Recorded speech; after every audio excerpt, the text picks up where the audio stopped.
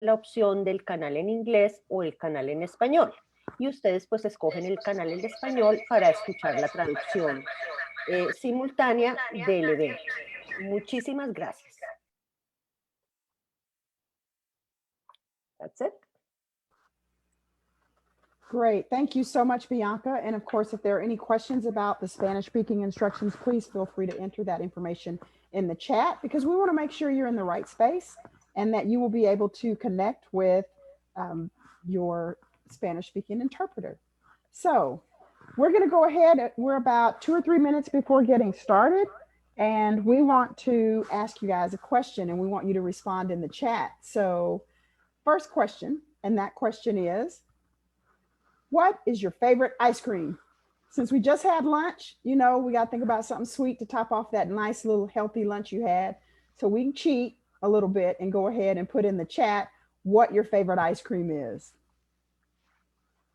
Pistachio, okay. Rocky Road for 2 right now. Pecan praline, okay. You guys are quick to the draw. Man, chocolate. Mint chocolate. Oh, coffee with Snickers. Stop. Butter pecan, cookies and cream.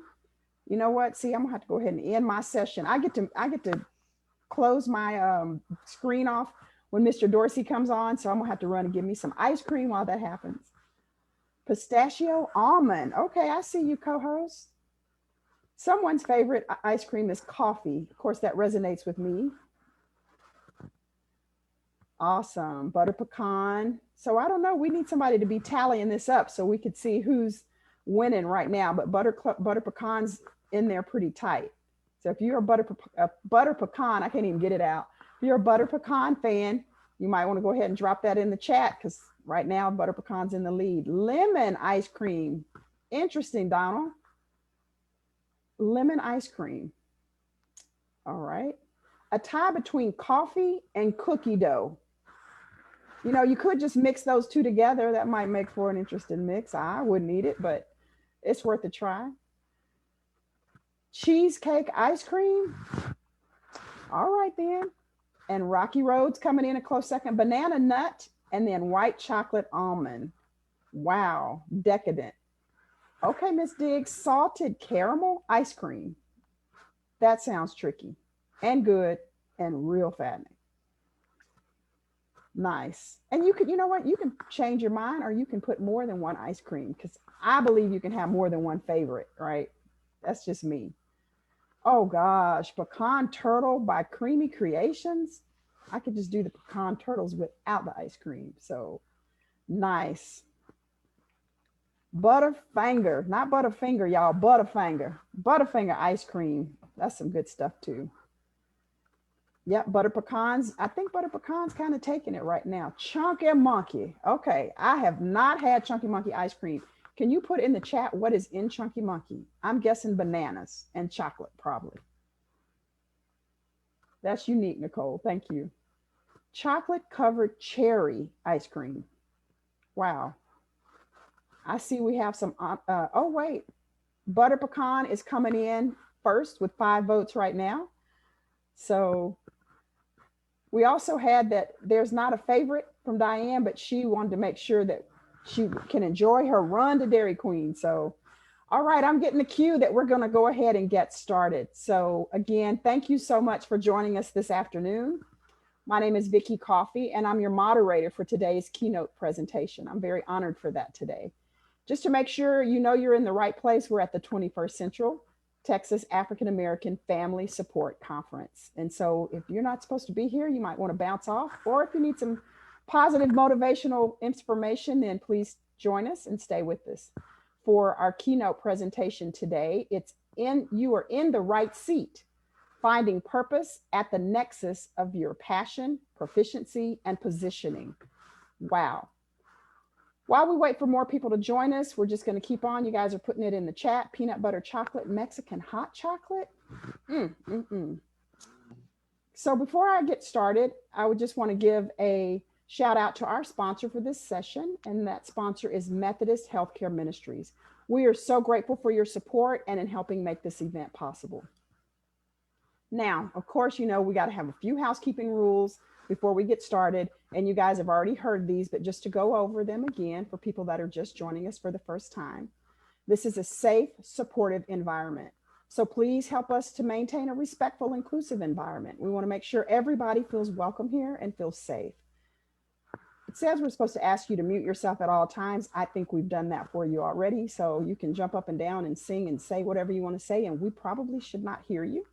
Also, remember that we are live on Facebook, and we want you to use the chat function in Whova to interact with your other attendees. You guys have that down pat. I'm gonna tell you what, I was a little nervous about the Whova thing, but you have that down. We see the chats coming in, people still talking about ice cream, so I think we're good on that. We're also going to use the Q&A function in Whova for you to ask any questions. And then a reminder, if you feel overwhelmed or you need to talk to someone during the session, please call 512-472-4357. I like to remember that with the 512-472-HELP, H-E-L-P. You're going to press 1 and then 1 again for immediate support if you need to speak with someone right away. And between sessions, we are so blessed to have the Comfort Suite. And the Comfort Suite's a place that provides a safe haven for us to just take a break. And you know, when we're live, you could go over there and Donald will hook you up with oils and all that. But we're doing that still virtually. And you'll find the Comfort Suite in Community under the main navigation in Whova. Lastly, at the end of the session, there will be a link to the workshop evaluation in the chat. And we want to hear from you guys. Like, we work so hard as a planning committee to bring speakers and to create sessions that you'll enjoy, but we get that and we feed off the feedback that you share with us. So make sure that you complete the workshop evaluation at the end. And I said, lastly, I lied. One more thing.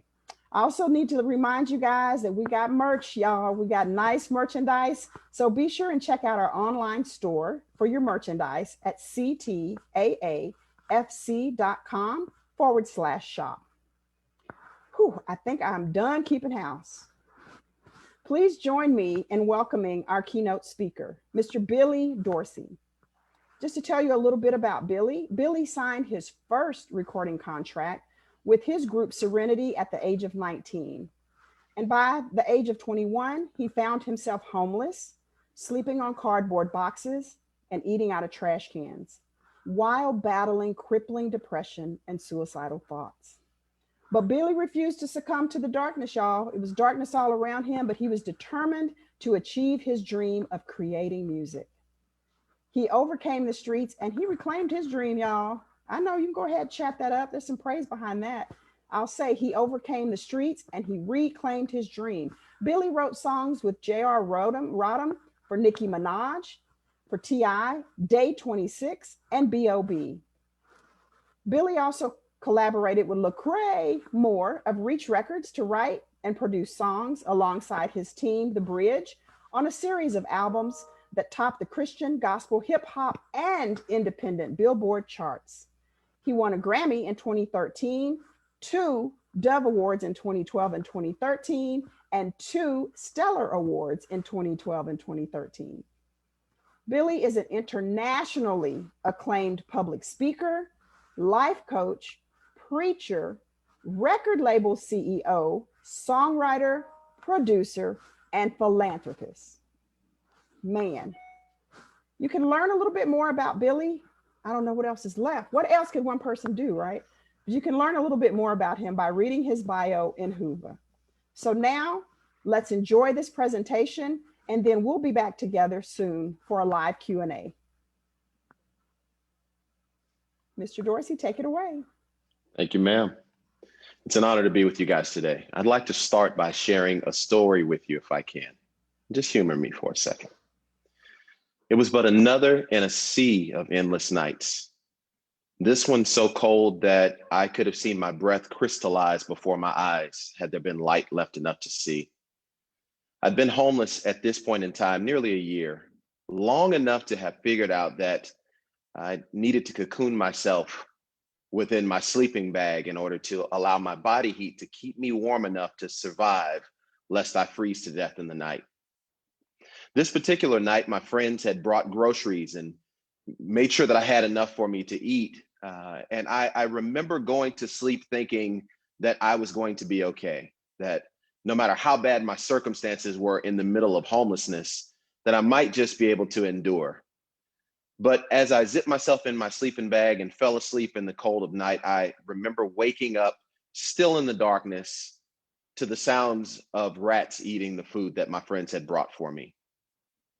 I remember vividly, like it was yesterday, getting up out of that sleeping bag and shining a light in the direction of my food and watching the vermin that were devouring the last of my sustenance. And I remember getting to the place where I realized that I could not do this anymore. I couldn't go any further. I had taken all that I could take. And I don't know if you guys watching this have ever been there, but that was my end of the road moment where I realized that I could not go any farther the way that I had been going. I remember falling on my knees in that place and crying out before God and saying, "Why am I going through this?" And now, as I look back on that moment all these years later, I can tell you exactly why. It's because I had lost sight of my purpose. Vicky was so kind, and she shared my bio and my accolades and what I've been blessed to accomplish in my life. Beyond those awards and beyond celebrations, I am the proud husband of Monica Dorsey, and we are expecting a little girl, baby Raina, that'll be joining us in June. I'm the proud father of 3 other daughters, Asia Nicole and Chloe Marie and Taylor, 19, 13, and 8 going on 85. And I have had the opportunity, because of the success and the access that my success has afforded me, to partner with global organizations like Salvation Army, which I'll share a little bit about later, and NAMI, the National Alliance on Mental Illness, and the United Bible Societies, which is the world's largest translator, distributor, and publisher of the Word of God, to raise millions of dollars around the world for causes that are near and dear to my heart. All of those things happened because I found the nexus, the intersection between 3 factors that I believe and that I have found in my journey to be true, that these 3 factors, when they are combined in the right way in our lives, they intersect to form our purpose. Those factors are, number 1, our proficiency. Our proficiency is our job skills. It's our gifts and our talents. Whatever you have invested time throughout your life into becoming great at, that is your proficiencies. Number 2 is your passion. What is it that you're passionate about? Your passion is the fire that's inside of you, that when everything around you would come against you and seek to deter you from the path upon which you set your feet, your passion is what causes you to press through any obstacles that you face. When you get tired, passion is what keeps you going. That's the second factor. And number 3 is your positioning. Positioning is, in my estimation, it's defined as your access and the relationships, the opportunities that you have. Your job is a position. The people that you know and who they know, we're always one person away, the degrees of separation, that is your positioning. And when you can combine your proficiency, your passion, and your positioning together, then I say you are in the right seat, or in other words, you are living a life of purpose. If I share my story, as I mentioned, Vicky shared about my accolades and what I've been blessed to accomplish. My journey for me started with proficiency. And I love to tell the story. When I was very young, maybe 3 or 4 years old, if that, my mom walked in our living room while I was singing along with some song on the radio. I hadn't yet been singing in front of people, but I had a gift to sing from a very young age. And I probably was singing Candy Girl by New Edition, or, Cool It Now, or something like that. And I remember, like it was yesterday, my mom walking up behind me without me knowing she was in the room, as I'm singing and dancing and having a good time and enjoying that moment with just me and the radio. And then my mom startles me when she walks up behind and says, if you can sing in here with this radio, you can get your butt up in that church on Sunday and sing too. I was mortified, guys. And I remember it like it was yesterday. It was a Christmas program at our church, and we had the opportunity for all of the kids to get up and give a speech or to sing or do whatever they do. And I was perfectly fine with speaking, but getting up in front of people to sing, it was a no from me. I did not want to do it, but my mom didn't leave it up to my decision. She made the decision for me. And I remember looking out in the congregation, and I'm standing there with a microphone that had to be about as big as I was at the time. And I look out at the congregation, and it's all eyes on me. And at 3 years old, it feels like everybody's doing this. And I look over to the side in the church, and there's a door to the foyer of our church that we were in at the time. And my mom is standing just on the other side of the glass door. So the congregation can't see her, but I can. And she's standing there with her arms crossed with a belt dangling under her arm, looking at me. And she mouths the words, "You better sing." And I look at my mom and I look back at the crowd and I said, "Yes, Jesus loves me." And I'm crying, and I mean, it had to be in my mind at that point in time the worst experience ever. I'm crying and I'm singing, and I just know that these people are still looking at me like this, and my mom's there with the belt dangling. But when I get to the end of the song and I open my eyes and I look out at the crowd, I see people crying, and I see people with their hands raised, giving God praise, and I see that the Spirit has fallen in the church. And I remember, I'll never forget it like it was yesterday. I remember thinking to myself at that young of an age, if there's something that I can do that makes people feel like that, that's what I want to do for the rest of my life. And I dedicated my life to becoming great as a musician, as a singer, as a songwriter. Every opportunity that I got to be in a recording studio or to write a song or to listen to my favorite artists on the radio and pick apart their songs. And once the internet came around to where they started having YouTube and all these things where you could see behind the scenes, I soaked up all of that knowledge. I found mentors and people that I could look up to that they had accomplished what I hoped to accomplish, like Quincy Jones and many other people, that Dr. Dre and other people that I just thought were the best at what I wanted my life to be. And I studied those things throughout my entire life until I became proficient in music. I mentioned Quincy Jones. If we're talking about proficiency, Quincy Jones is the most successful individual music producer in the history of the music industry. And the facts bear this out. It's not hyperbole. He is nominated for a record 80 Grammy Awards. He's won 28. And I don't need to remind you guys, if you're a fan of anything Quincy Jones has done, you know that not only did he work with Frank Sinatra and all of these other big band, Count Basie and Ella Fitzgerald and all of these other major big band and jazz stars, and he was a young protege of Ray Charles and a close friend of his until his death. But he produced this album some of you guys might have heard of. It's an album, I think it's called Thriller by Michael Jackson, that is the second biggest selling record of all time, with, at last count, 33 million records sold. It's only beaten by, if I remember correctly, the Greatest Hits by the Eagles, which I don't know if we can count a Greatest Hits as the biggest selling album of all time. But he has gone on to go far beyond music to create things like The Fresh Prince of Bel-Air. He gave Will Smith the opportunity to star in that, and The Color Purple, which he was one of the executive producers on, and even the theme song from Sanford and Son, Vibe magazine, which was influential in my early development as an artist and understanding how fashion and music work closely together. Quincy Jones is the greatest producer ever. But if you know his story, you would understand that even with all of those accolades, it didn't start with the awards. It never starts with the end result. It always starts at the very beginning. And Quincy Jones had a very humble beginning. His father and his mother and his brother Lloyd, who lived with him, they didn't know that he was going to be great as a musician. And if you know his story, you're aware that his mother actually had a nervous breakdown and was taken to a mental hospital. And his father ended up remarrying a woman who did not love Quincy or his brother Lloyd. And so Quincy, at a very young age, in his early preteens, had to fend for himself and for his younger brother. He talks in his book, Q, an autobiography, about how he was heading down the wrong road because although they were initially in Chicago, even though they moved to the country to get away from that when his parents divorced, Quincy had seen street gangs up close and personal. He had almost been killed by one, as he talks about in his story.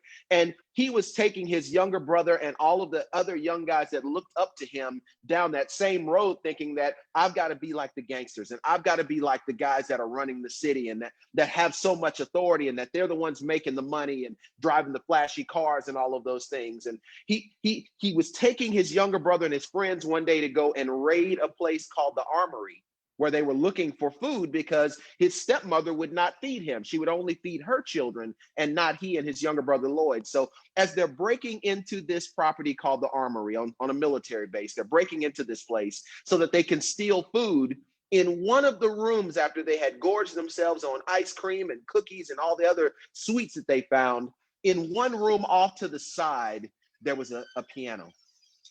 And as Quincy broke into that room, he says in his autobiography that he heard the voice of God tell him, you better go into that room and touch that piano. And see, for this young man whose mother had had a nervous breakdown, and so he grew up motherless, and the woman that could have been a surrogate mother to him did not love him, didn't care for him, did not want to provide for him. Quincy had a void in him that was not filled by a person, but he talks about in his book how the minute he touched the first note on the piano, the void in his heart was filled forever. Nothing ever made him feel the way that music made him feel. And as Quincy talks about it in his book, he says that every day after that, he wasn't going back to the armory for food. He would break into the armory every day at 11 and 12 years old to play that piano because it's the only thing that gave him solace. And from that initial finding of something that moved him like nothing else, he discovered the thing that made him special. He discovered the thing that he knew he wanted his life to be. Just like my moment singing in front of the church. And I was horrified at first, but when you open your eyes and you see that something inside of you can touch people in that way, it changes you forever.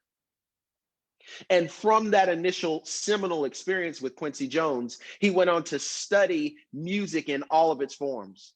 He traveled to Paris as a teenager to study with Nadia Boulanger, who, if you're a composer of music, you know that she is was one of the greatest composers and teachers of composition in music history. The greatest composers of all time, film and orchestra, would go to Paris to study with her. Quincy had the opportunity to do that. He learned from Ray Charles how every song has a soul, and as a producer, you have a responsibility to be true to it. He learned the scope of music, not only working with Frank Sinatra and Count Basie and with Ella Fitzgerald, but he was also able to, as I mentioned, to transfer that knowledge that he gained in jazz and blues and big band and scoring for films, because Quincy was actually the first African-American composer to ever receive full screen credit for composing the score for a movie in Hollywood. He wasn't the first to do it, but he was the first that was respected enough that he got full credit for it, paving the way for young men like me that wanted the opportunity to score for TV and film. But he parlayed all of that knowledge into the work that he did with Michael Jackson, which a lot of kids today won't know all of his history. They'll know what he did with Michael because Michael was the king of pop. But all of those things that I'm mentioning to you guys now were only possible because Quincy Jones developed a proficiency that made him great. I would ask each of you guys, and we'll do a Q&A after this. So as I'm talking, if there's questions you have about anything, jot them down because I want to be able to answer them all. What are you proficient in? When we look at so many celebrities, a lot of them follow in the footsteps of their famous mother or father that do something very special. The Rock, who is the biggest movie star in the world, and certainly the biggest earning movie star in the world. I believe I was doing my research. He made $80 million last year doing films in terms of what his revenue was or what he generated, his earnings as an actor, $80 million. But if you know the Rock story, Dwayne Johnson's story, he started as a wrestler. Well, guess what? His father, Rocky Johnson, who passed away last year during COVID, was a wrestler. So although The Rock went to play football in Florida on a football scholarship and wanted the opportunity to make it to the NFL, that did not happen. When he came home and his dad, Rocky, came to come pick him up, and he had $7 in his pocket, which if you know anything about The Rock, you know the name of his production company is $7 Productions, because that's all he had in his pocket when his dad came to pick him up after his failed stint in the CFL, because he tried to play in the CFL and in college football. He ended up learning the craft that his father did before him and became so great in that, developed such a persona in that it offered him and afforded him the opportunity to transition from what he initially became proficient in, which was wrestling and being an entertainer on television, of course, into becoming an entertainer on an even bigger scale in films. And now, because of him developing proficiency in films, now he's not just starring in films, but he's producing films. He's producing television shows. He's co-arranging these entire orchestra of networks in relation to, specifically relating to Shazam. If you're aware of the DC Comics movie Shazam, Oh, The Rock was behind all of that because Black Adam, who he's been talking about for a decade, is one of the arch nemesis of Shazam. So even things that are happening in Hollywood that don't have his face on it bear his fingerprint. And it's all as a result of him following in the footsteps of his father. Angelina Jolie, who was one of my favorite actresses for a number of years, her father, John Voight, is a famous actor. And now they're both Academy Award winning. She followed in his footsteps. I'm a huge Star Wars fan, and Carrie Fisher, who passed away at Princess Leia, her mother, Debbie Reynolds, was a famous actress. So somebody that was such a hero to me and is a hero to my daughters, because they love Star Wars, because, you know, dad loves it, so he's got to show his kids. My girls and women all around the world were inspired by Princess Leia, but Carrie Fisher only became an actress because she was inspired by her mother. What are you proficient in? What have you seen somebody do, whether it's a parent or a mentor or a hero of yours as a child? What have you seen them do that inspired you, that you developed some measure of skill, gifting, or talent in? Because it's not enough to just be talented. God can give you a gift. God can give you a talent. But it's when you make it into a skill, when you invest the time and the energy into becoming great, into becoming iconic within the realm of whatever it is you've been gifted to do. That's when you're able to start down the road to your purpose with your proficiency.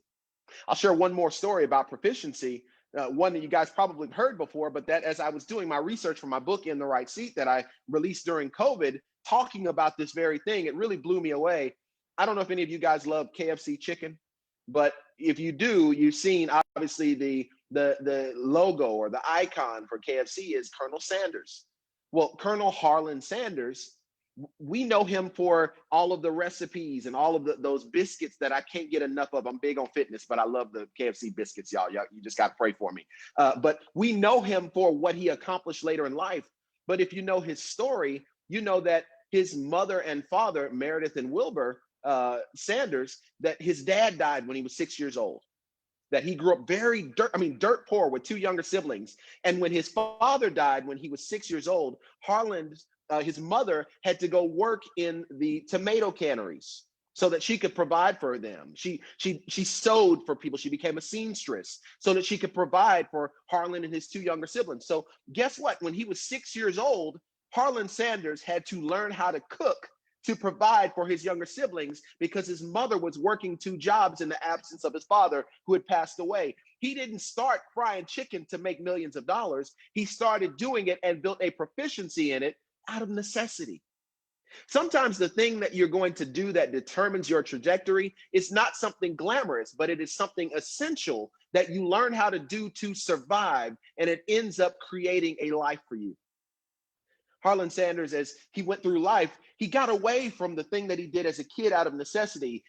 In my research, I saw that he joined the military, that he worked as a lawyer, that he was even a driver for people for some period of time, that he did all kind of odd ends jobs just to make ends meet. His first wife divorced him and left him with their two children. She took the kids and left because Colonel Sanders could not keep a steady job in his early 30s.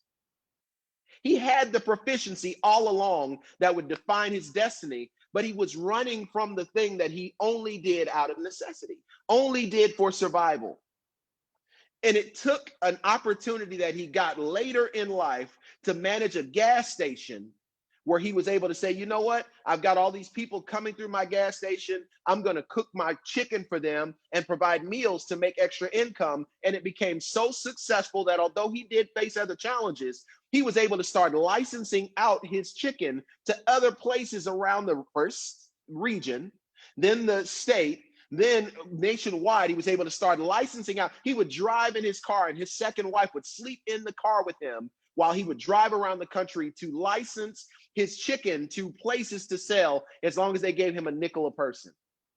He became so successful at doing that that he made millions of dollars licensing his chicken out to all these different places. And if my research serves me correctly, in 1964, he sold the rights to his name and brand for $2 million. Now I want you to get this. Colonel Sanders was born in 1890, if I remember correctly. But in 1964, he sold his business for $2 million. Now, I'm pretty good at math, and if my math serves me correctly, that's 74 years old. Something that he started doing at 6. He made his first significant earnings at 74 years old from something he started doing as a child. What are you proficient in that you may not think you could build a career from, but that could define your legacy and change the lives of everybody connected to you? Proficiency is the first delineator of purpose, but it's not the only one. The second one that I'd like to talk with you guys about is passion. Like I said before, passion is the fire, it's the fuel, it is the thing, it's the battery in your back that when you find yourself in difficult situations, that where everyone around you is quitting and they're saying, I can't do this anymore, and they're throwing in the towel, they're ready to walk away. Passion is the thing that would compel you to keep going where everyone else has turned back. Passion is the thing that if you see athletes, especially Olympic level athletes, when they get hurt, how many of you guys have seen these YouTube videos where somebody's running and they have a hamstring pull or they tear their Achilles or something like that, and everyone else around them would have quit, but they have to keep going to get to the finish line, even though they're injured, and you see people come and run alongside them to help them get there. Well, why do you think those people come and join alongside them? It's because their passion is palpable, it's tangible, it's something that's readily evident, it's something you couldn't escape if you wanted to. What is your passion? And so many of us in this day and age, we have passion confused. We think passion is this romantic, beautiful thing. Oh, I'm passionate about that, and I'm passionate about this. And for some people, it can be that. But for a lot of people, passion is driven by pain. I want to share another story with you.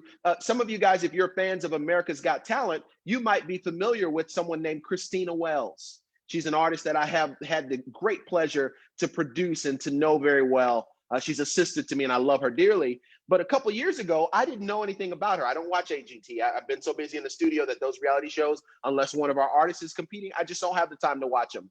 But I got a call from a friend of mine named Nicholas Johnson, who's a phenomenal producer and bassist here in Houston. And he said, Billy, I want you to come in to write a song that I'm producing for this new artist, Christina Wells. She was a finalist on America's Got Talent. She's getting ready to release her first song. They hired him to produce it, and he reached out to me as a songwriter to come in and write the song. And so I don't like to research people when I'm working with them. Normally, if you're working with an established artist, you got to do your homework because you want to know what they've accomplished. What's their style? Where are they trending musically and even thematically? You want to know where they're going, so you don't write songs for where they've already been unless that's the trend. You want to write for where they're going to take them into the next phase of their career. But for Christina Wells, this was her first ever single. She had never released anything original at this point. She'd only done covers in the year since she'd been on AGT. So I was getting the opportunity to write her first ever original song that would reach her millions of fans. And so I didn't do any homework. I wanted to walk in the studio with her and let Christina tell me who Christina was. And so I walk in the studio, and if you guys know her, Christina has this huge personality. She is all light and color and feels and all of the good things that you can't help but love. And so I get to the studio before her, and when she walks in, she's like, hey, Billy Dorsey. And I'm like, hey, Christina Wells. And she says to me, so what are we doing today? And I said, I don't know. And she looks at me for a second, and we laugh and we sit down. And I said, I didn't read anything about you. I didn't want to know anything about you. I want you to tell me about you. And she starts just telling me her story and how she got to AGT and telling me about her 2 sons and all of the struggles and hard times that she's been through in life. And she's sharing this story with me, and I can see that she's getting very emotional as she's talking about all of the things that shaped her into the Christina Wells that Simon Cowell said on AGT is one of the greatest singers he had seen at that point. And I remember asking her at the end of her sharing her story, I said, thank you for sharing that with me. I really appreciate it. Now you're going to have the opportunity to speak to your millions of fans. There's a little girl out there that's gone through the same things that you've gone through. What would you say to her if this song was that? She thought about it for a second, and then Christina started to cry. And what she told me in that moment, guys, was that throughout her entire life, she had been fat shamed. She had been bullied incessantly by kids and by adults and teachers and even members of her own family, people that should have loved her and covered her and protected her. They bullied her because she was different. They bullied her because she was overweight. They bullied her because she was loud and because she was boisterous. And because she didn't like the way that she looked and she had insecurities about that, she said, you know what, I'm not going to shy away. I'm going to allow my personality to also take up a lot of space. So you're going to see that every part of me fits. But she was ostracized as a result of that. And people treated her badly as a child.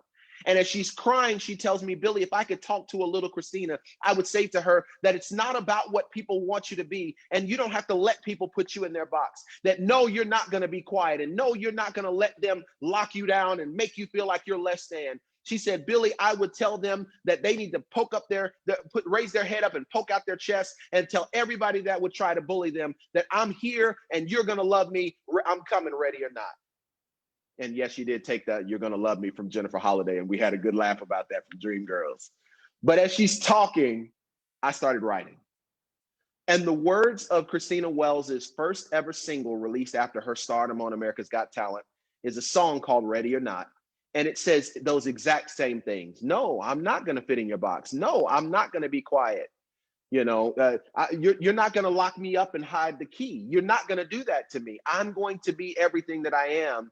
I'm coming, ready or not.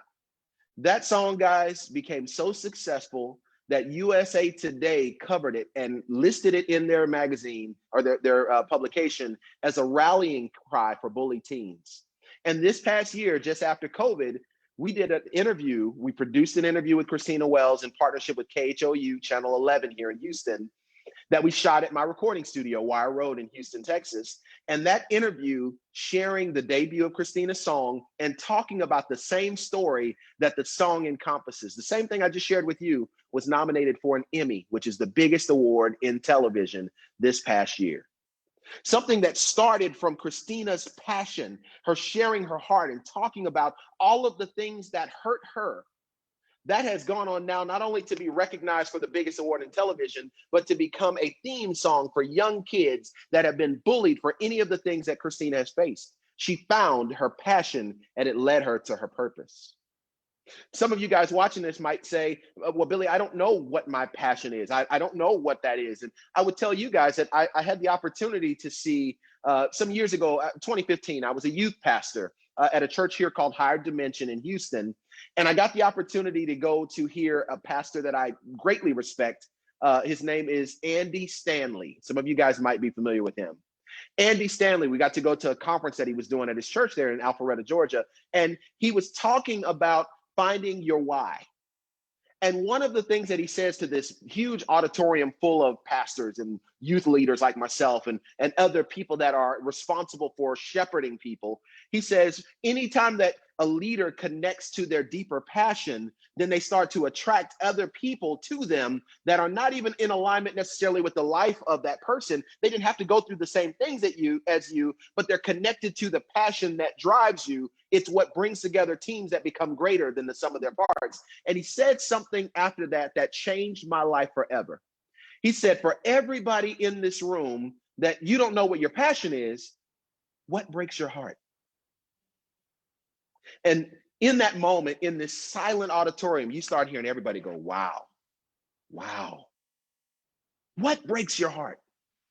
I want to share something with you guys from even last year. I had the opportunity to do a workshop as a part of this very same conference in Austin. And as I was giving this talk and I was talking about this same section, and I'm so excited to be able to be here with you guys to share this story now, because it is full circle from what we were together last year doing at the same time. We had the opportunity to give a workshop in Austin as a part of this conference.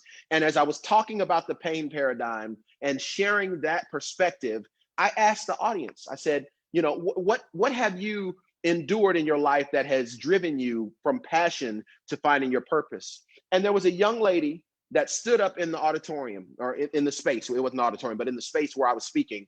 She stood up and she was crying as she stood up. And it seems like a lot of people crying, I know, but she was crying as she stood up. And I'm looking at her like, what is she about to say? Because she was very quiet during the whole time that I'd been speaking up to that point. She stood up and they passed her the microphone and she said, Billy, when I was a very young child, I watched my parents put my grandparents into a nursing home because my parents were both working, my grandparents were getting older and they were starting to have accidents, and my parents could not care for them and care for us and provide for us. So they thought they were doing the best thing for my grandparents by putting them in a nursing home. And as she's crying and sharing this story, she says, but when my grandparents went to that nursing home, the people abused them. They abused my grandparents. And my parents blamed themselves for what they saw happen to my grandparents because they put them there. So she, as a very young child, saw the pain that decisions her parents made, thinking it was for the best for her grandparents, caused all of them pain. By this point, all of us are crying. I'm crying. Everybody in the auditorium is crying. And she says, but you know what I do now? I'm an administrator for a nursing home. She went and got a degree. That passion led her to become proficient in what it takes to administer a nursing home, to run a nursing home. And she said to that crowd of people that were in that room, silent and crying at this point, tissues being passed around. Somebody had to bring me tissues. I mean, she's sharing the story. And she says, you know why I did that, Billy? Because I never wanted another kid to have to go through what I went through, or to watch their parents go through what my parents went through, or to watch grandparents have to go through what my grandparents went through. Her pain that she experienced as a child directly led her to become proficient in an area where she could better impact the lives of other people so they never have to go through what she went through. What breaks your heart? If I'm talking in terms of my passion outside of my love for music, the thing that breaks my heart is how being homeless, how people overlook that, and how many people are suffering in that place, because a lot of folks that you see that are homeless, they're not there because of drugs and alcohol. I know, because I was one of them. I've never tried a drug in my life, and my first time ever drinking alcohol was at my wedding in Santorini, Greece. I got drunk on 2 glasses of champagne, and I don't think I'll ever drink another glass of champagne again. It didn't go so well. I'm telling y'all, my wife and my best man and the rest of our party had to take me back down the mountain in Santorini, Greece at 4 o'clock in the morning on my wedding night to go get some food to eat because I got drunk on 2 glasses of champagne. I was not homeless because of drugs or alcohol or any type of addiction. There are many people that are homeless on the streets, not because of either of those things. It has nothing to do with addiction. A lot of them are there because of untreated or undiagnosed mental illness. That breaks my heart, because some of them had wives and had children and had careers, and they got sick. And we don't throw away people when they have cancer. We don't throw away people when they get diabetes, or when they get lupus, or when they get some other illness that can take them out of here if they don't care for it the right way. We don't throw people away. But when people get mental health challenges, we throw them away. That breaks my heart. And so I have used every bit of influence that my success, if you even want to call it that my name has brought. That's the better term. That my name has brought. Every opportunity, every bit of connection, every door that I can walk through because people respect what we've been blessed to accomplish. I use that to help people with mental health challenges. I sit on the board for the National Alliance on Mental Illness here in Houston. And with homelessness, period, raising millions of dollars. I'll share more about that when we talk about how all the aspects of your purpose come together. It breaks my heart because I went through it. And some of you guys are watching this and you're saying, but Billy, I've never been through anything that would cause me pain. I had a good life. I didn't go through anything traumatic. And that's okay. But let me tell you how you find your passion. What do you see other people go through that moves you? What is the thing that you look around, or you look on the news, or you watch what's going on in the world around you, and you see this particular thing happening for you, and that moves you and compels you and touches your heart? It inspires you to want to do something. Your pain paradigm doesn't mean that it has to be your pain. It means that their pain has to move. Wherever the pain comes from, it has to move you to action. Passion is the thing that drives you forward when everything around you says to quit. What is that for you? So we've talked about proficiency. We've talked about passion. Let me tell you a story about passion. Adam Walsh was a 6-year-old kid in July of 1981. His father, John Walsh, who you probably heard of, his mother, Reeve Walsh. His father, John, was a real estate developer who was building high-rises in Hollywood, Florida. He had a $26 million property in 1981 that he was building, that he was very excited about. And he loved his wife, Reeve, and their son, John. very, very, very, very much. As son Adam, very, very, very much. Adam goes to the store, the department store one day with Reeve, and he sees 4 kids playing video game. Adam says to his mom, hey, I really want to play games with these kids. Is it okay if I go and play with them, Mom, please? And she says, you know what, Adam, it's okay. Go ahead and go play. I'm going to be 3 hours over. I'll be able to see the top of your head. Not more than 3 minutes go by. Reeve realizes she can no longer see Adam's head as she's looking over the top of the aisles. She goes over to where there were 5 kids, including her son, playing video games. And to her horror, she realizes that there are no kids there.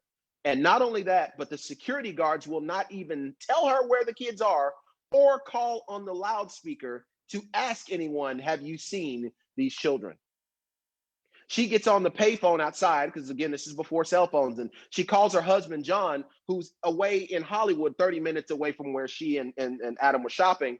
And he comes speeding down there and he's raising all kinds of hell. He's like, hey, listen, I need you guys to get the SWAT team down here. I need you to get all the people here to look for my son. Why is there no action? But what he came to find out was in 1981, there was no system in place for missing children to find them.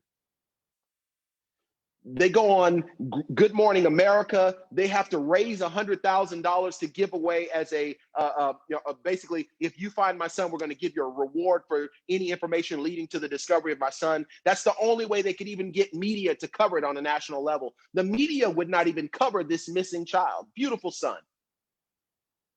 And unfortunately, the day that John goes on Good Morning America with that $100,000 reward for information leading to the safe recovery of his son, they find their son Adam's head in a ditch not far from where they were living. I'm sorry this stuff moves me. I'm sorry that passion is something that I will always connect to.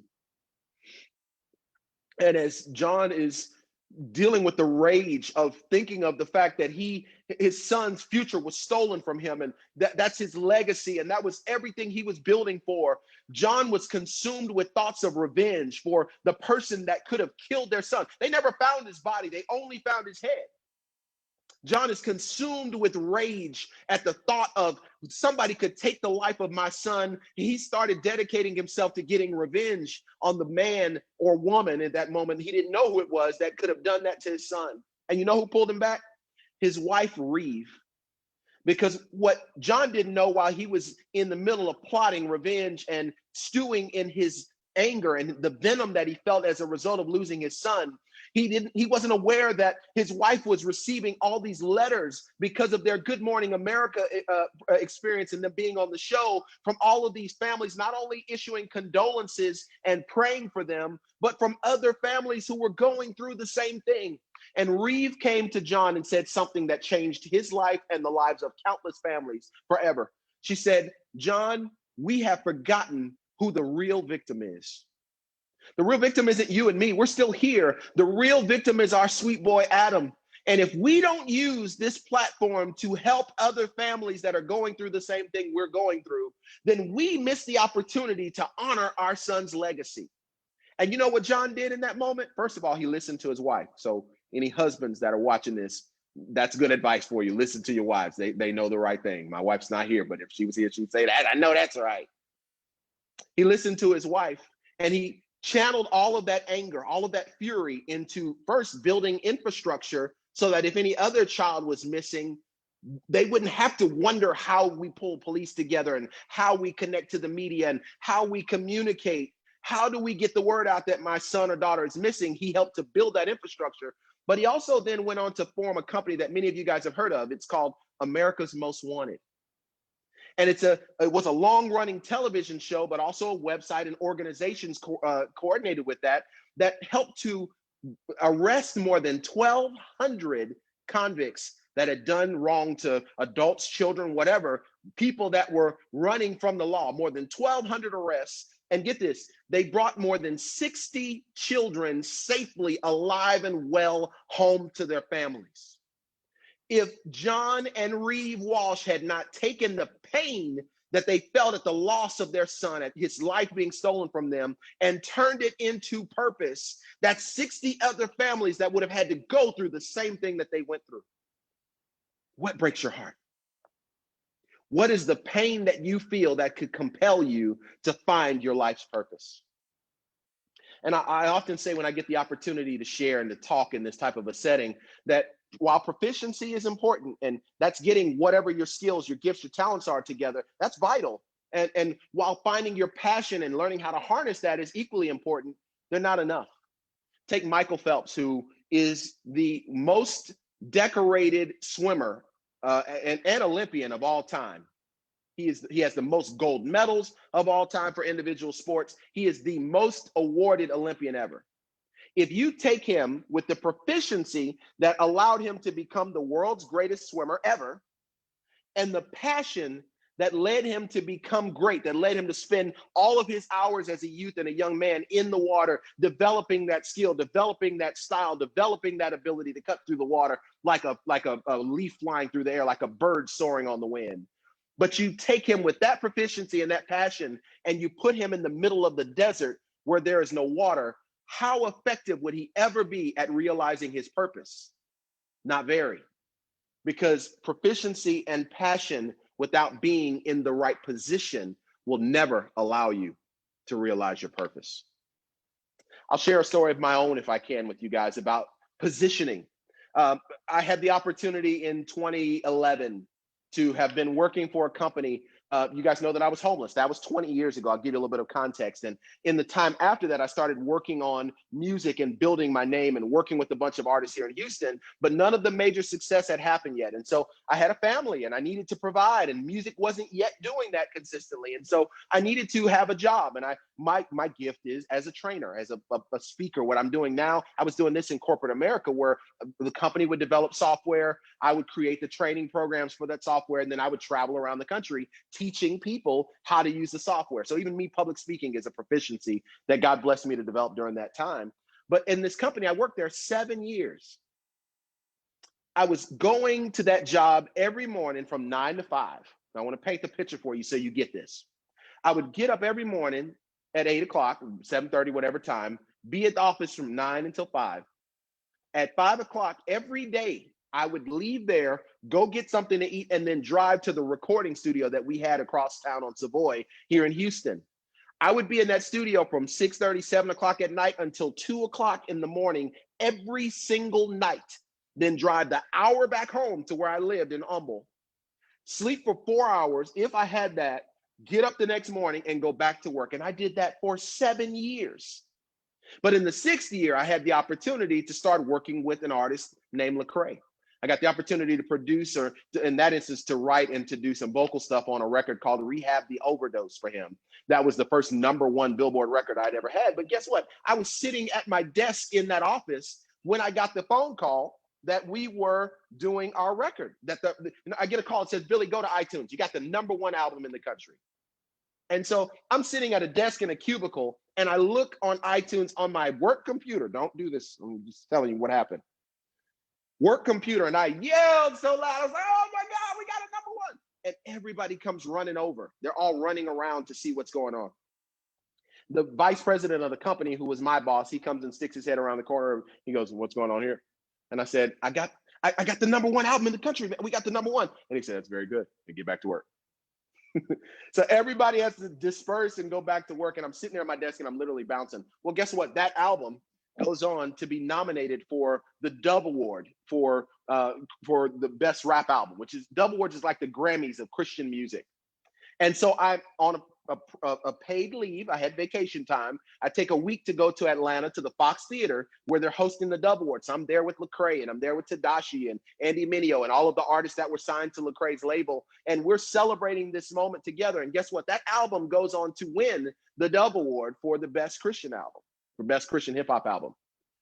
I'm there that whole week. We're mapping out the game plan for what we're going to work on next. I get vision from Lecrae and from his team on what the next album's going to be, and we're a part of the family, so we're working. But guess what I have to do at the end of that week? I got to go right back to Houston, and Monday morning, I got to be right back in that office again.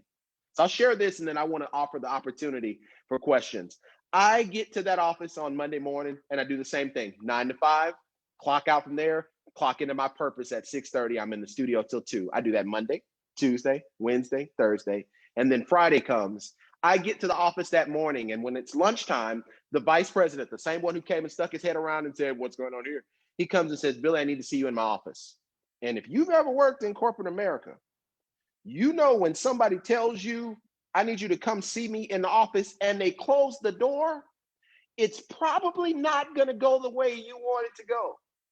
So I walk into his office and I sit down at his desk and I'm like, trepidation. I'm sure he could see it on my face. And I'm like, "What's going on?" He says, "Billy, we Googled you. You're everywhere."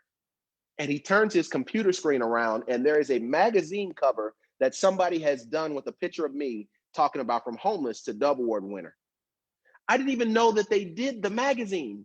The week that I was there, my story went viral of my journey to get to that point, from going from homeless, eating out of trash cans, sleeping on cardboard boxes, to producing this #1 album that hits #1 in multiple countries, and now then wins the biggest award in Christian music. And he says, "We're very proud of you. We knew this was your dream when you came here, but we're going to have to let you go." And I'm like, "Let me go? I was on PTO." He's like, "No, it's not that. We knew that this was your dream. This is your thing that you wanted to do with your life. And so now that you won this award, you're going to want to go and pursue that opportunity. And that's fine. We want you to do that, but we need somebody that's going to be here in this position while you go and chase the one that's for you." And you know what? I couldn't do anything but respect it. I got up and I shook his hand. I told him, "Thank you for the 7 years and for the opportunity to provide for my family." And I'll share this with you as I close. The album that we began the very next day after I had been let go from that job after 7 years, that album, Gravity by Lecrae, on February 13th, 2013, won the Grammy Award for Best Gospel Album. If I had still been working that job in the wrong position, trying to juggle my life with all of the things that I knew I was called to do, with the things I had to do to provide, I would have never had the opportunity. We did 13 songs to land the one on the album that won the Grammy. I wouldn't have had the time to commit to that had I still been working in corporate America. What is your position? And how do you marry the three together to find your purpose? I want to provide the opportunity to answer any questions that I can. And I thank you for the opportunity to share with you guys today. Whew. Wow. Thank you so much, Billy Dorsey, for your amazing delivery, first of all, and just your blessing us with such wonderful, poignant, on the spot stories. They're just perfect. I know they really resonated with me, and I know they did with our listeners as well, our participants. So welcome back, guys. And I know you can put in the chat, and you are blowing it up. If we were in person, you guys would be standing and clapping, and I know you'd get a standing ovation. So let's give Mr. Dorsey a standing ovation in our chat as we start with our Q&As, guys. Thank you so much. So we'll do our best to answer as many questions as possible. I know there's going to be a lot. If you'd like to speak, just remember that you can raise your virtual hand and you'll be unmuted so that you can share. Remember also, you can put your questions for our speaker in the Q&A section in Whova, and we'll get started. And again, we'll answer as many Q&As as we can. There's one in there now, so we'll start with this one. Mr. Dorsey, what was the turning point of your life that changed you completely? That day when it changed, and you told your story about your job and how they gracefully let you go. But can you tell us if there's anything else that you felt like was the day where it all changed for you? The day when it all changed for me was the day that I woke up and the rats were eating my food. What I didn't share here is that I was suicidal at that time. I was battling with mental health challenges. I was ready to end my life. And that moment, and knowing that I had a greater purpose, that my life wasn't destined to end there, that was the day that it all changed. And everything for me after that, I worked a job to provide, but I pursued my dream and my purpose wholeheartedly from that moment forward. That was when it changed, not when they let me go. Thank you so much for clarifying that. Very welcome. We have another question, and the question is, our governor is at odds with Mayor Adler, who is our mayor here in Austin, about this homelessness situation. Mayor Adler wants to purchase hotels to put to where he can house homeless people. And first question is, will that work? And then where do they go from here? This person says they're just confused about what's going on with homeless people. Of course. Well, I'll try to oversimplify it as much as I can. There's two classes of homeless people. There are people that are there out of circumstance, that it's not their desire to be homeless. And then there are people who have truly given up, whether that is because of medical reasons beyond their control, or I met people that just thought life was too hard. It's easier to be here and ask for money. For the people that are there that can be helped, there is hope. And I've been following that situation very closely, because it's something that if it works there, I'm going to lobby for it here. For many people, and myself included, all I needed was a place. You can't go and apply for a job if you can't take a bath and clean yourself up. You can't get back on your feet without stability. They will not hire you if you don't have an address. Like, there are so many things that having a place that you can call even a temporary home gives you stability, to a springboard, a launching pad to take off with your life again. For those people, it will be a blessing. The biggest concern I have is security. How are they going to keep people safe in that hotel that might still be struggling? Because some of them are struggling with addiction issues. Are they going to provide resources for those people? Are they going to provide job opportunities, clothing donations, haircuts, the things that we take for granted that you need to start life again? Are they going to provide those things as well? A hotel is a start, but it's not the entire solve. I think it's a good idea. The execution is what I'll be watching closely. Absolutely. And we appreciate you for, one, being an onlooker, but being an advocate as well. Thank you so much Always. for that. Of course. A question from Audrey Jackson. How do we move past fear to purpose? I'm sorry. How do we move past fear to pursue dream and purpose? You have to think of what you stand to lose if you don't.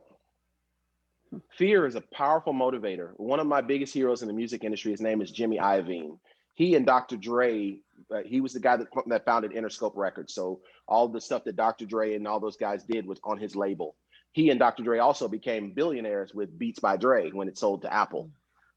Jimmy Iovine gave a talk where he says, fear is a powerful deterrent if it's working against you, but if you can learn how to turn it behind you and make it a propellant, a motivator, something to push you forward, then it gives you the boost to move forward. You know how I use my fear? My fear, I allow it to become something that propels me forward by saying, if I don't work as hard as I can, if I don't create these opportunities, I could end up homeless again. I could end up right back where I was, because I wasn't there because of medical conditions or drugs or anything like that. I signed a bad record deal that landed me as homeless. If I don't make the right decisions now, I allow that fear to drive me forward to success. That's how you do it. You're not going to get rid of fear. I've talked with multi-platinum recording artists that if I name some of their names, you'd say, oh my God, they're afraid. When they get on stage to sing, they have fear. They have the butterflies. They're scared. They don't know if their voice is going to cooperate, but they use that as motivation, not allowing it to become something that's a roadblock. Fear is not going to go away. It's how you use it that will determine your success or failure. Put it behind you as a win to push you forward. If I don't do this, what do I stand to lose? That's how you use your fear. Nice. Thank you. I know that's a big one for a lot of us. Fear of even just getting started, right? Just trying to figure out how do I even start? Of course. So we had another comment about fear, or question, and that was, the comment says, that certainly was a wow. I have always enjoyed the work of you, Mr. Dorsey. And with having had lived experience of pushing through pain to find purpose, what advice would you give to someone with mental health issues to push past that fear to find their purpose? And you actually did that, right? You just answered that question in so many words, so it was a repeat. I did, but it's a great question nonetheless. Yeah, I think the biggest thing that I can add is surround yourself with your people. And what I mean by that is there's a difference in surrounding yourself with people and then surrounding yourself with your people. And what I mean by that is those are advocates for you. Those are people that genuinely want to see you win, and they're willing to offer whatever support is necessary to make that happen. I was blessed in that my parents have always been a support. They didn't know I was homeless. I didn't tell them. So my parents would have never let me go through that if I had told them what was going on. I thought I had to go through it because I knew one day that it would be a part of my story, which it is. But surround yourself with people who will fight for you and fight with you for what it is that you believe in. And do not resist getting help. Don't allow stigma to keep you from getting, whether it's therapy, whether it's treatment, For some people, it's medication. Whatever that is, don't allow stigma to keep you from getting the help that you need in order to find stability, because everything you want to do stems from that. So surround yourself with the right people and do not allow stigma to keep you from getting the help you need to be able to move forward.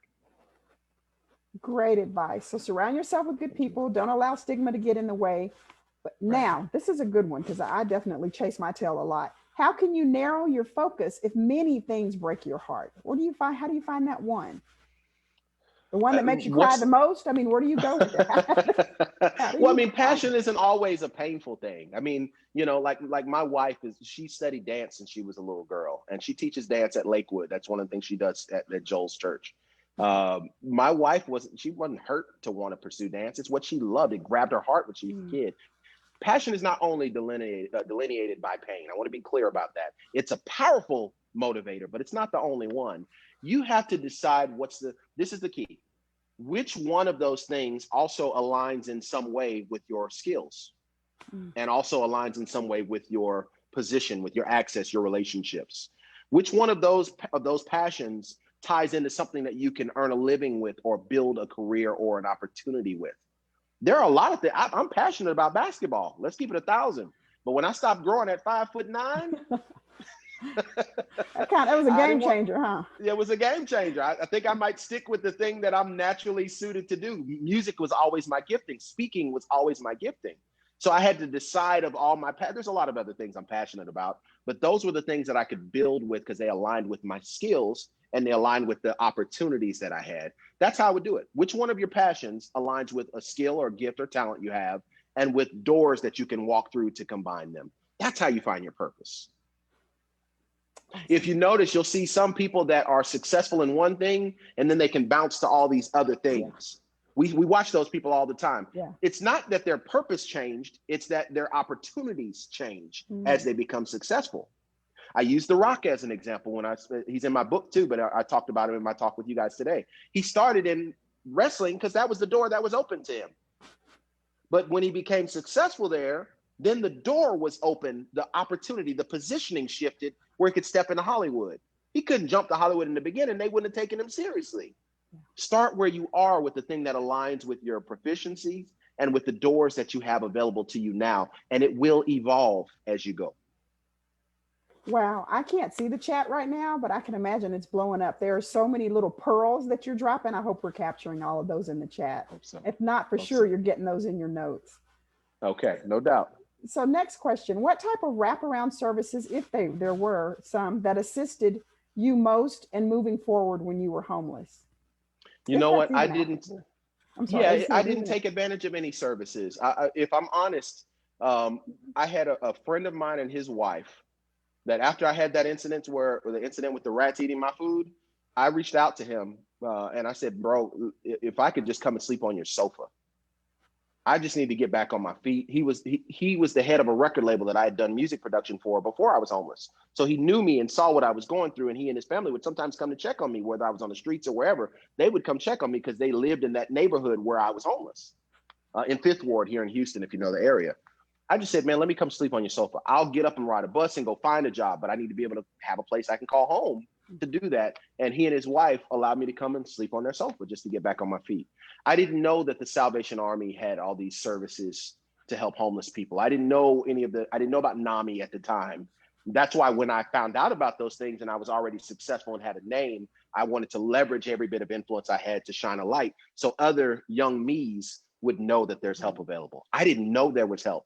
So my friends were the ones. That's why my first thing was get people that are your people around you, because my people were the ones that loved on me and helped me to get back on my feet. And even now with everything we've accomplished, they're all still a part of my life now. Awesome. You got to keep loving those folks that love on you when in your time of need, for sure. You better. And don't take them for granted. We're learning that more and more during this COVID crisis, right? This is true. Next question. Can you address gaps in employment in reference to getting back in the workforce for people that are living with mental health challenges? Yes, you're going to face challenges with that. Employers are going to look at those gaps and some of them will judge you for those. The name of the game is, if you've got an opportunity, I have found in my experience that if you can be honest with people, not so much saying, hey, I had mental health challenges, because some people, the stigma would keep them from giving you the opportunity. But with everything going on in our world right now, there's never going to be a better time for you to use a gap and an opportunity to get back on your feet. How many people lost their job now to have a gap? So people right now are going to be more understanding of a gap, because some of them and people they know have had to deal with the gap. Hey, listen, I fell on hard times. I had some hard circumstances, and I'm really trying to make this opportunity the one for me and for my family. Now people will extend more grace. If you asked me this a year ago, Vicki, I would have a whole different answer for that. But right now, after everything we faced as a nation globally, people will have more grace for you needing to take time away or trying to find yourself. Be honest. I fell on hard times. I made some bad decisions, and I'm trying to make the right ones now. And I want to make this opportunity count. Go in there ready, know the company, know what they do, know how you can contribute. If you had experience before, make sure that those skills are sharp. Get in some type of skill work. All that stuff is online now. You can develop or polish any skill in any area pretty much now online. Why wouldn't you take this time to do that? So when you walk in the door, even if you had a gap, you are still the most qualified for that position. Take advantage of where we are as a country right now. Absolutely. I'm definitely one to push that one right now. I'm thinking everything's virtual. There's no excuse. You know, if you're here sitting in your house and doing things remotely, now's the time definitely to take advantage of that. So we had another question, but before we get to that, you mentioned about a book that you have coming out.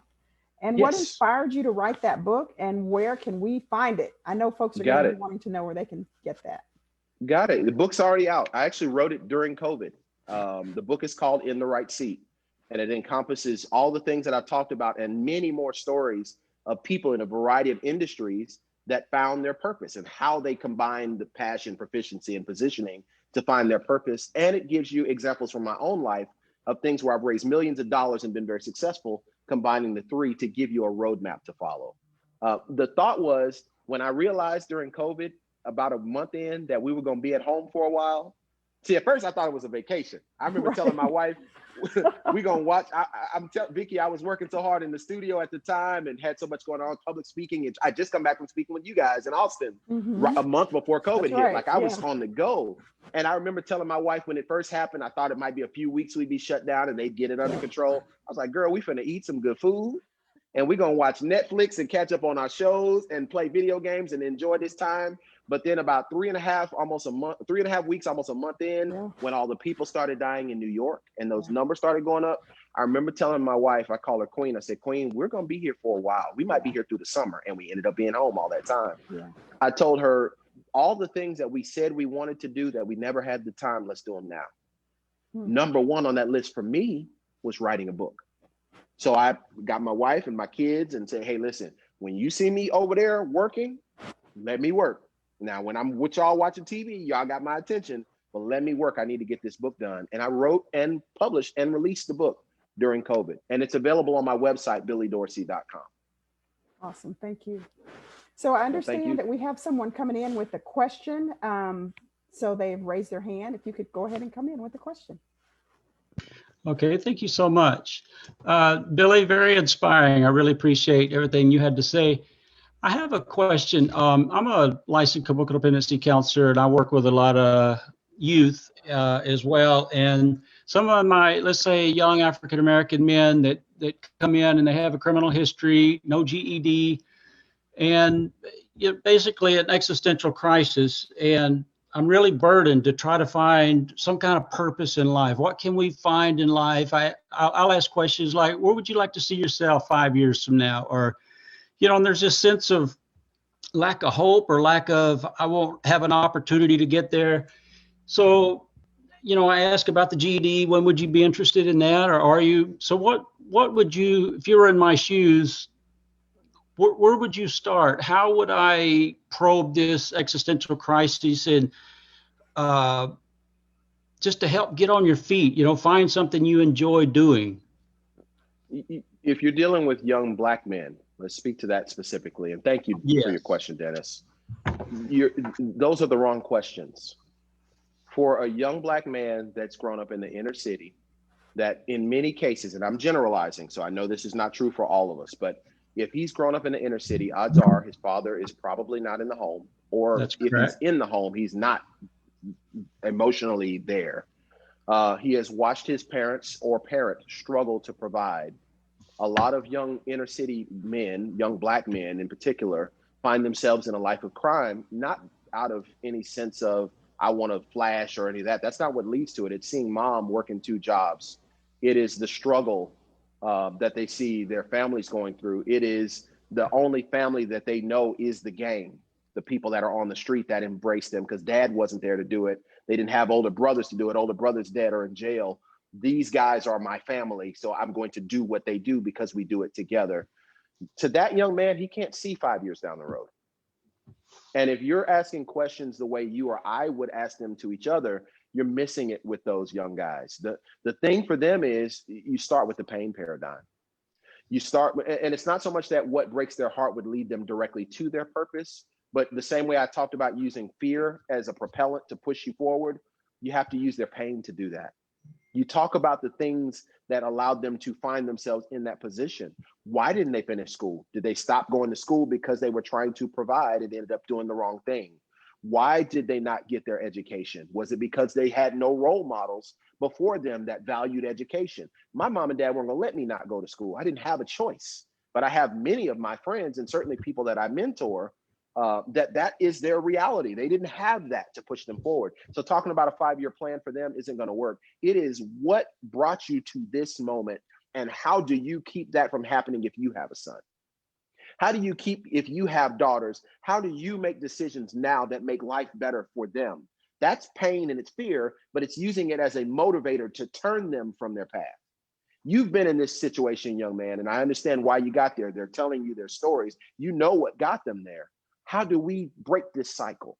Not just for you, because some of them are nihilistic. They don't care about their own lives because nobody ever taught them the value of it. They don't value it. As a youth pastor, I dealt with young men that dealt with the same concerns you're talking about, Dennis. I get it.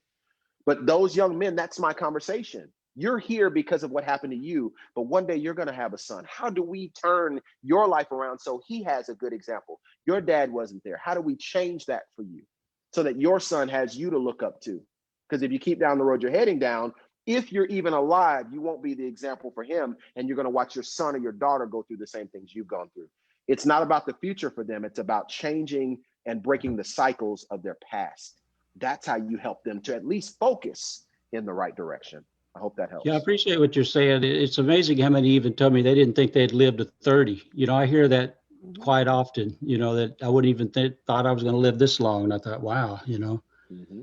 Oh, I've got friends now that at our age, they're still, we have those conversations regularly, that they're still surprised that some of us lived as long as we've lived now. All of us are married, all of us have families, all of us have businesses, but half of us weren't supposed to make it here.